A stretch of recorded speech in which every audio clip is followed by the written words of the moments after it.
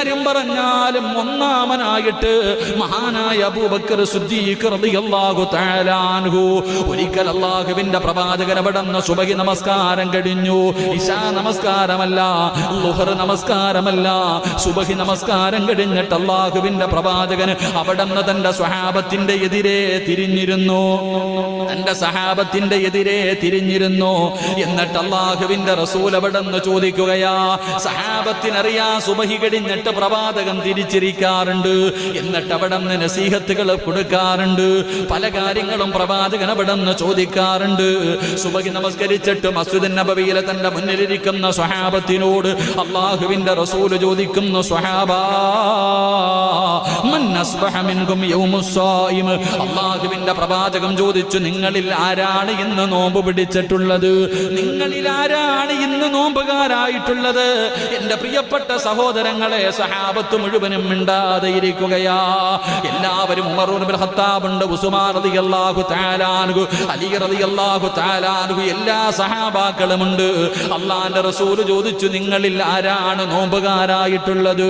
എല്ലാവരും മിണ്ടാതെ ഇരിക്കുകയാണ്. പടച്ചവനെ, ഉമർ ഇബ്നുൽ ഖത്താബ് നിങ്ങൾക്ക് വല്ലാത്ത സങ്കടമായി. ഇന്നലെ നോമ്പുണ്ടായിരുന്നു പടച്ചവനെ, പലരും തലേ ദിവസം നോമ്പ് പിടിച്ചവരാണ്. പ്രവാചകൻ ചോദിച്ചു, ഇന്ന് നോമ്പ് പിടിച്ച ആരുണ്ട്? ഉമർ തങ്ങൾ പറഞ്ഞു, നബിയെ എനിക്ക് ഇന്നലെ നോമ്പായിരുന്നു. അല്ലാഹുവിന്റെ റസൂൽ ചോദിച്ചു, ഇല്ല, ഇന്നാരാ നോമ്പ് പിടിച്ചത്?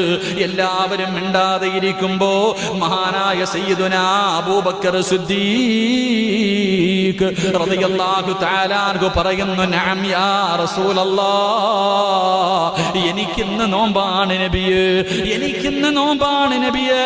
അല്ലാഹുവിന്റെ പ്രവാചകൻ അവിടുന്ന് രണ്ടാമതായി ചോദിക്കുകയാ. അവിടുന്ന് ചോദിച്ചു, സഹാബാ ഇന്ന് രോഗസന്ദർശനം നടത്തിയ ആരാ ഉള്ളത്? ചോദിക്കുന്നത് എപ്പോഴാണെന്നറിയുമോ? സുബഹിയുടെ നമസ്കാരം കഴിഞ്ഞിട്ടാ. അല്ലാഹുവിന്റെ റസൂൽ ചോദിച്ചു, ഇന്ന് രോഗസന്ദർശനം നടത്തിയതാരാണ്? പടച്ചവനെ, എല്ലാവരും സുബഹി നമസ്കാരം കഴിഞ്ഞാൽ പിന്നെ പോകുന്നത് രോഗസന്ദർശനത്തിനായിരുന്നു. അന്ന് സുബഹിയുടെ മുമ്പ് ആര് പോകാനാ? എല്ലാവരും മുഖാമുഖം നോക്കിയിരിക്കുകയാണ്. എല്ലാവരും അബൂബക്കർ തങ്ങളുടെ മുഖത്തേക്ക് നോക്കുമ്പോ അവിടുന്ന് പറയുന്നു, യാ റസൂലല്ലാഹ്, ഞാനാണ് നബിയേ, രോഗസന്ദർശനം നടത്തിയത് ഞാനാണ്. സഹാബാക്കൾക്ക് അത്ഭുതമായി. സുബഹിക്ക് മുമ്പേ രോഗസന്ദർശനമോ? സുബഹിക്ക് മുമ്പേ രോഗസന്ദർശനമോ? സ്വഹാബത്തിന്റെ മുഖത്ത് പരസ്പരം അങ്ങോട്ടും ഇങ്ങോട്ടും അവർ പരസ്പരം നോക്കുന്നത് കണ്ടപ്പോ അല്ലാഹുവിന്റെ പ്രവാചകൻ ചോദിച്ചു, അബൂബക്കറേ ഒന്ന് വിശദീകരിക്കുമോ? നീ ആരെയാണ് രോഗസന്ദർശനം നടത്തിയത്? ആ സമയത്ത് മഹാനായ സയ്യിദുനാ അബൂബക്കർ സിദ്ദീഖ് റളിയല്ലാഹു തആല അൻഹു പറയുന്നു, യാ റസൂലല്ലാഹ്, മഹാനായ അബ്ദുറഹ്മാൻ ഇബ്നു ഔഫ് റളിയല്ലാഹു തആല അൻഹു ഏറ്റവും വലിയ സമ്പന്നനായ സ്വഹാബിയാണ്. ആ സ്വഹാബി ഇശാ നമസ്കാരം കഴിഞ്ഞ് തന്റെ വീട്ടിലേക്ക് പോകുന്ന വഴിയിൽ ഒന്ന് കാല് തെറ്റിയിട്ട് വീണ് നബിയേ. അവിടുന്ന് അബ്ദുറഹ്മാൻ ഇബ്നു ഔഫ് റളിയല്ലാഹു തആല അൻഹു അവിടുന്ന് കാല് തെറ്റിയിട്ട് താഴെ വീണു. വല്ലാത്ത വേദനയും മുറിവുമാണ്. അതുകൊണ്ട് പടച്ചവനെ, സുബഹിക്ക് മുമ്പേ അബൂബക്കർ സിദ്ദീഖ് റളിയല്ലാഹു തആല അൻഹു തന്റെ വീട്ടിൽ നിന്നിറങ്ങിയപ്പോ പള്ളിയിലേക്ക് വരുന്നതിന് മുമ്പ് അബ്ദുറഹ്മാൻ ഇബ്നു ഔഫ് റളിയല്ലാഹു തആല അൻഹുവിന്റെ വീട്ടിലേക്ക് കടന്നു ചെന്ന് രോഗസന്ദർശനം നടത്തിയിട്ടാണ് മുത്തുനബിയുടെ പള്ളിയിലേക്ക് കടന്നു വന്നത്. അല്ലാഹുവേ, അപ്പോഴാണ് പലരും അറിയുന്നത് സുബഹിക്ക് മുമ്പേ പോയി രോഗസന്ദർശനം നടത്തിയിട്ട് വന്നിരിക്കുകയാണ്. അല്ലാഹുവിന്റെ പ്രവാചകന് മൂന്നാമത് ചോദിക്കുന്നു, സ്വഹാബാ ആരാണിന്ന് ഒരു പാവപ്പെട്ടവന് ഭക്ഷണം കൊടുത്തത്? ആരാണിന്നൊരു പാവപ്പെട്ടവന് ഭക്ഷണം കൊടുത്തത്? പടച്ചവനെ, എല്ലാവരും അത്ഭുതത്തോടെ ഇരിക്കുകയാണ്. എല്ലാവരും അത്ഭുതത്തോടെ. നമ്മൾ ചിന്തിക്കണം, സുബഹി നമസ്കാരം കഴിഞ്ഞിട്ട് ആ പ്രവാചകൻ സല്ലല്ലാഹു അലൈഹി വസല്ലം തങ്ങൾ ചോദിച്ചു, ഇന്ന് രോഗസന്ദർശനം നടത്തിയ ആരുണ്ട്? അബൂബക്കർ സിദ്ദീഖ് റളിയല്ലാഹു തആല അൻഹു. കാരണം എല്ലാവരും പോയി സന്ദർശനം നടത്തും, അവരൊക്കെ സുബഹി കഴിഞ്ഞിട്ടാ പോകണേ. ഈ സഹാബിക്ക് സുബഹിക്ക് മുമ്പേ പോയി കണ്ടിട്ട് വന്നിരിക്കാം. അപ്പൊ എല്ലാ കാര്യത്തിലും അബൂബക്കർ മുന്നില്. സഹാബത്തിന്റെ ഇടയിൽ ഇങ്ങനെ അബൂബക്കർ സിദ്ദീഖ് റളിയല്ലാഹു തആല ഒരു വാശിയില്ല. അത് നന്മ ചെയ്യുന്നതിലുള്ള ഒരു അസ്വയങ്ങാണല്ലോ. നല്ല കാര്യങ്ങൾ ചെയ്യുന്നതിൽ. അപ്പൊ എല്ലാ കാര്യങ്ങൾക്കും മഹാനായ അബൂബക്കർ സിദ്ദീഖ് റളിയല്ലാഹു തആല അൻഹു മറുപടി പറയണേ. മൂന്നാമത് പ്രവാചകൻ ചോദിച്ചു, ആരാ ഇന്ന് സുബഹിയുടെ സമയം ആരാ ഇന്ന് സദക്ക കൊടുത്തത്, ഭക്ഷണം കൊടുത്തത്? എല്ലാരും ഇങ്ങനെ അങ്ങോട്ടും ഇങ്ങോട്ടും ഇരിക്കാം. അപ്പോഴും കൈവക്കുന്ന മഹാനായ സയ്യിദന അബൂബക്കർ സിദ്ദീഖ് റളിയല്ലാഹു. അപ്പോഴും അബൂബക്കർ തങ്ങൾ കൈവക്ക, അനയാ റസൂലല്ലാഹ്. അവിടെ നിന്ന് പറഞ്ഞു കഴിയുമ്പോ ഉമർ ഇബ്നുൽ ഖത്താബ് തങ്ങൾക്ക് സഹിക്കാൻ കഴിഞ്ഞില്ല. ഉമർ തങ്ങൾ ചാടി എഴുന്നേറ്റിട്ട് പറഞ്ഞു, നബിയേ യാ റസൂലല്ലാഹ്. അവിടെന്ന് പറയുന്ന ഉമർ ഇബ്നുൽ ഖത്താബ് തങ്ങൾ പറയുകയാണ്, ഈ പള്ളിക്കകത്തിരിക്കുന്ന എല്ലാ സഹാബത്തിനും അറിയാം അബൂബക്കർ സിദ്ദീഖ് തങ്ങൾ ഒരാഴ്ചയായിട്ട് പട്ടിണിയാണ്. ഉമർ ഇബ്നുൽ ഖത്താബ് തങ്ങൾ എഴുന്നേറ്റിട്ട് പറയുകയാണ്, നബിയേ ഒരാഴ്ചയായിട്ട് അബൂബക്കറും അബൂബക്കറിന്റെ കുടുംബവും പട്ടിണിയാണെന്ന് ഇരിക്കുന്ന ഏത് സഹാബിയോട് ചോദിച്ചാലും അറിയാം. പിന്നെങ്ങനാ നബിയേ വിശ്വാസമില്ലാഞ്ഞിട്ടല്ല. അള്ളാഹുവിന്റെ പ്രവാചകൻ അവിടെന്ന് ചോദിക്കുന്നു, അബൂബക്കറേ ഒന്ന് വിശദീകരിച്ച് കൊടുക്ക അബൂബക്കറേ. മഹാനായ അബൂബക്കർ സിദ്ദീഖ് റളിയല്ലാഹു തആല അൻഹു അള്ളാഹുവിന്റെ പ്രവാചകനോട് പറയുന്നു, യാ റസൂലല്ലാഹ്, ഞാൻ സുബഹി നമസ്കരിക്കാൻ പള്ളിയിലേക്ക് കടന്നു വരുമ്പോ അവിടെന്ന് പറയുകയാണ്, അബ്ദുറഹ്മാൻ ഇബ്നു ഔഫ് റളിയല്ലാഹു തആല അൻഹുവിന്റെ വീട്ടിലേക്ക് രോഗ സന്ദർശനത്തിന് വേണ്ടി അവിടെ നിന്ന് ഇറങ്ങുമ്പോ മസ്ജിദ് നബവിയുടെ മുന്നിൽ ഒരു പാവപ്പെട്ടവൻ ഇരുന്നിട്ട് യാചിക്കുകയാ. ആരാണെന്നറിയുന്നില്ല. ആ മനുഷ്യൻ പറയുന്നു, ഭക്ഷണം കഴിച്ചിട്ട് ദിവസങ്ങളായി, എനിക്ക് എന്തെങ്കിലും ഒന്ന് തരുവോ? അല്ലാഹുവേ, പള്ളിയുടെ മുന്നിൽ ഇരുന്നിട്ട് അബൂബക്കർ തങ്ങളോടൊരു മനുഷ്യൻ അവിടെ നിന്ന് യാചിക്കുകയാ. പക്ഷേ കൊടുക്കാനൊന്നുമില്ല. അബൂബക്കർ തങ്ങൾ ഒരാഴ്ചയായി ഭക്ഷണം കഴിച്ചിട്ട് അല്ലാഹുവേ പച്ചവെള്ളം കുടിച്ചുകൊണ്ട് നടക്കുകയാണ്. ഒന്നും കയ്യിൽ കൊടുക്കാനില്ലല്ലോ. അബൂബക്കർ തങ്ങൾ വളരെ വേദനയോടുകൂടിയാണ് അബ്ദുറഹ്മാൻ ഇബ്നു ഔഫ് റളിയല്ലാഹു തആല അൻഹുവിന്റെ വീട്ടിലേക്ക് കടന്നു ചെല്ലുന്നത്. പടച്ചവനെ, കാലിൽ മുറിവ് പറ്റിയിട്ട് കിടക്കുന്ന സ്വഹാബി അബൂബക്കർ തങ്ങളുടെ കോലം കണ്ടപ്പോ, ആ തളർന്നിരിക്കുന്ന ശരീരം കണ്ടപ്പോ അവിടുന്ന് വീടിന്റെ അകത്തേക്ക് വിളിച്ചു കയറ്റി. എന്നിട്ട് പറഞ്ഞു, എന്തൊരു കോലമാ അബൂബക്കറേ, ഭക്ഷണം കഴിച്ചിട്ട് ദിവസങ്ങളായല്ലോ, പട്ടിണിയല്ലേ അബൂബക്കർ? എന്നിട്ട് അബ്ദുറഹ്മാൻ ഇബ്നു ഔഫ് റളിയല്ലാഹു തആല അൻഹു തന്റെ വീടിന്റെ അകത്ത് കടന്നു ചെന്നിട്ട് ഒരു റൊട്ടിയുടെ പകുതിയുണ്ടല്ലോ, ഒരു റൊട്ടിയുടെ പകുതി എടുത്തു. എന്നിട്ട് പറഞ്ഞു, എന്നെക്കാലും ആവശ്യക്കാരൻ നീയാണ്.